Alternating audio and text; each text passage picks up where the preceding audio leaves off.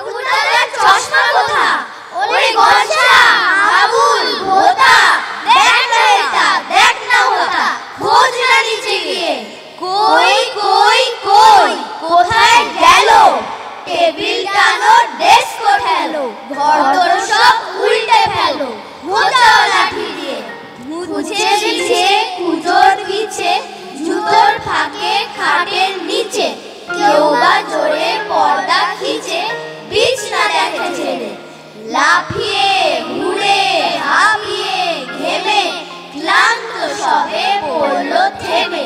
ঠাকুর দাদা আপনি নেমে আসেন তেড়ে মেরে, বলেন রেগে, চশমাটা কি ঠ্যাঙ্গো দিয়ে ভাঙলো নাকি? খোঁজার নামে কেবল ফাঁকি দেখছি আমি এসে।